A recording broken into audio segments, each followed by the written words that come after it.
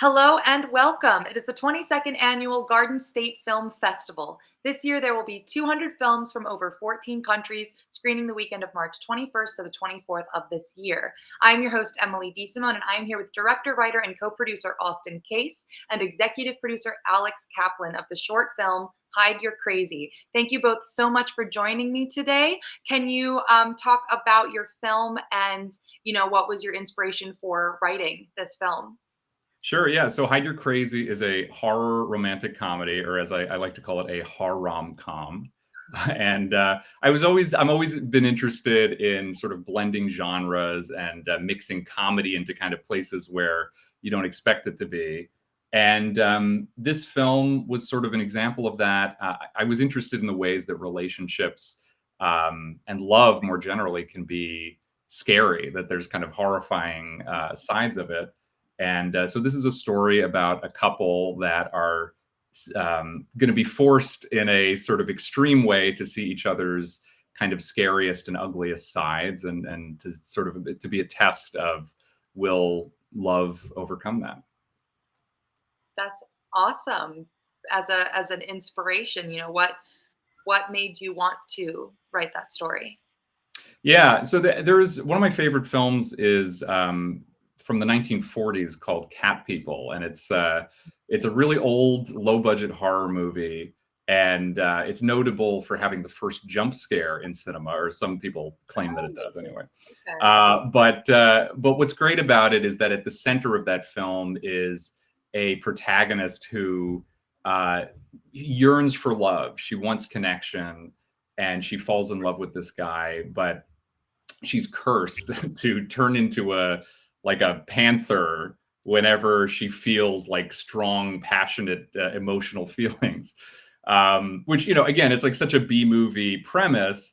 But what I loved about that movie is that it took her emotional struggle very seriously. And there is something kind of tragic about that, about like the thing that you want most, the thing, you want to get close to someone, but that's exactly the area of your life where you're most in danger of hurting someone. And so it's also the scariest part of your life. So something resonated with me about that.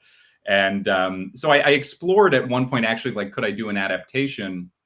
But as I was writing it, I thought, well, I don't have to follow strictly this whole cat thing literally. I can start with that emotion and go off somewhere else that lets me do other kind of fun and comedic things as well. And so that was where Hide Your Crazy was born. That's really fun inspiration from, I guess, an older film that's what now, probably about 80. 80, yeah, it's like over 80 years old now. So with the both of you, you are a co-producer, and Alex, you're the executive producer on this work. How did the two of you come together? We were actually helping a friend with his short film, and we had never met before, and we traded off roles for the first and second day, and we found out we were both from Philly, and then we found out, well, quasi Philly, and then we knew a couple of the same people, and then the next day, out of nowhere, somebody sent Austin a podcast that I was interviewed on, that she didn't even know. She hasn't talked to him forever, but the next day, this random friend from high school sent him a podcast saying like, hey, this guy's doing short films about mental health and making impact. You should check this out. And he listens to it, and it's me, the guy he met the day before. So he reaches out. He's like, this is kismet. I have a script that I think you would be really interested in. And so we got to talking. So, Alex, what got you into working on mental health, working on films in mental health? Sure. So my background is commercials and branded content. I started in the Philly area, but I also happen to be sober. So Congratulations. thank you. I appreciate it. And out of necessity, not just like choice. I have my own demons that I had to deal with. And in getting sober, I recognized that my issue is far less about using substances than it is about why I use substances. It's about shame. It's about a fear of not belonging. And it's about a fear of not being good enough. None of which is unique to addiction. That's just part of being a person. And I'm also a huge lover of film and movies. I think movies are the most powerful medium on the planet, and they have this ability to make us feel seen, heard, and loved, no matter how similar or dissimilar the circumstance is to our own.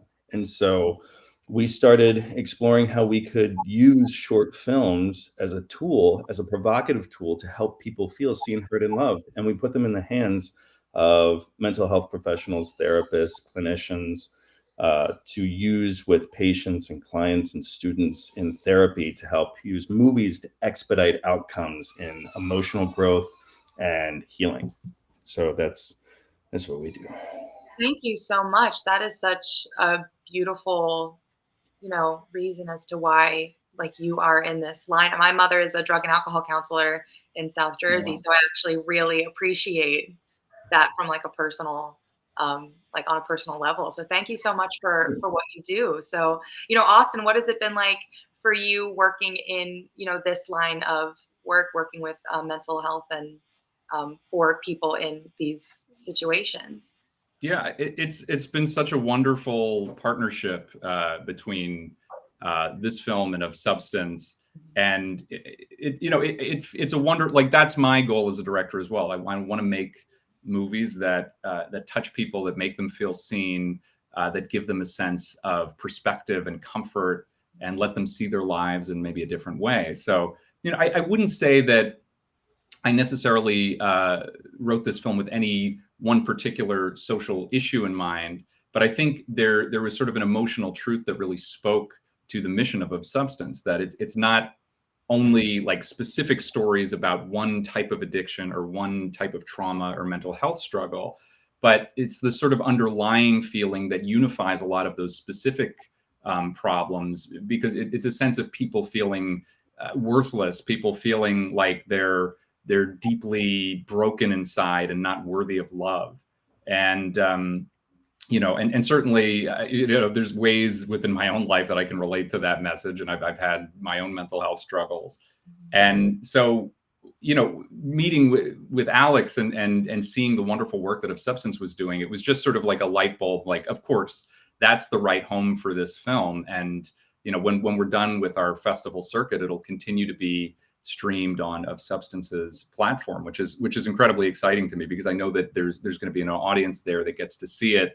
And it's entertaining for any audience, but for that audience, I hope there'll be an additional level of resonance.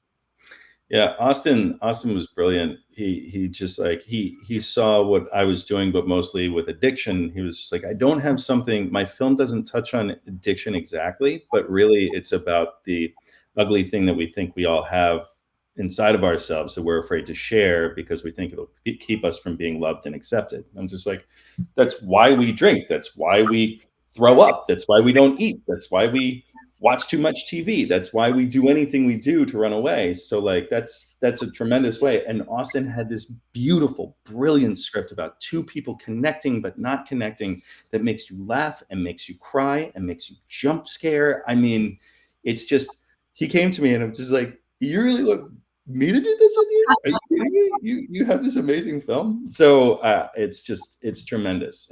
Hide Your Crazy has definitely elevated our films at Of Substance and set a new bar for like what we can do. And I just thank you, Austin. It's amazing. I think some of the best works are the works that we can emotionally really connect with. And so, I mean, yeah, that's a great message that every single person, even if they don't look like they struggle with it, every single person definitely does. So, thank you for such a beautiful message to be behind this work that can be used across, the platform for people that are struggling with addiction and for people that aren't. I mean, it seems like it can really reach just the widest of audience. Everyone can really relate to this. So if I can, touch maybe more a bit on both of your backgrounds in film, what got the both of you working in, production and directing, writing? Yeah, so I came to film kind of late relative to where a lot of other people do. I think I've always had that interest. Like when I was a kid, I remember I got like the Game Boy camera, and I was like making little stop motion films. And what I when I look back in retrospect, I'm like, there clearly were signs, that I was going that way, but it didn't like seem like something I could really do. And it was only sort of in college that I made the shift, where it was like I kept finding ways to make these little movies, and I was always kind of following around the kids who were into it. And it was about halfway through college, I had this literal epiphany where someone was staging a version of Amadeus, like the movie. I guess it was based on a play, so someone was staging the play. But there's a great scene toward the end where Mozart is dying, and like Salieri is transcribing his final work, the Requiem Mass, and he has Mozart read one of the pages, and they had like an orchestra on stage. It was very cool, and you could hear the music that he was hearing as he's reading it. And so Mozart says, what do you think of it? And Salieri says, it will help future generations to mourn. And something about that just like hit such a nerve with me, and it just gave me this clarity, like, oh my God, like what a wonderful thing to spend your life doing, to like give people a gift like that. And that was, I realized also that was what film was doing for me. It was helping me mourn. It was helping me laugh and unlock things and see myself and kind of define things in my life that felt so kind of formless. And I was like, if I felt I could do that for people, why would I do anything else? So that sort of set me down the path. And I had always been sort of an amateur doing movies for fun. But then I was like, well, if I'm never going to know unless I go all in on this. And so that was sort of the turning point for me. And Alex, what about you? I wanted to be an actor since I was 8. And I recognized it was like 12 or so that I told my mom why I really wanted to be an actor is because I was so impacted by movies, just like deeply emotionally. I understand how impactful they were. And I thought I was already good enough that I figured I wanted to be a part of that. I thought that's how I could leave the most powerful legacy that I could possibly leave on this planet, where I could touch and change people's lives by helping tell a story. And so I was an actor for a while, and I always thought I'd take the Clint Eastwood route of being an actor, then director, then producer, which I didn't realize is the hardest potential route. And luckily I fell into doing commercial work when I moved back to Philly from New York to get sober. And the one idiot in the world who would take a risk on me gave me a chance to like be an intern, and we built a company together in Philly area. And I learned about production, I learned about directing, and I learned about writing. And I realized, like, no matter what you're doing in production, no matter how much money you're making, it's never enough for how difficult and challenging and exhausting production really is. So if I'm going to do this, I got to do it for something more. And lo and behold, here I am actually making movies to make that impact on people's lives. So it's just, I can't believe how I got here. It's crazy. Well, I guess that idiot was not so big of an idiot after all.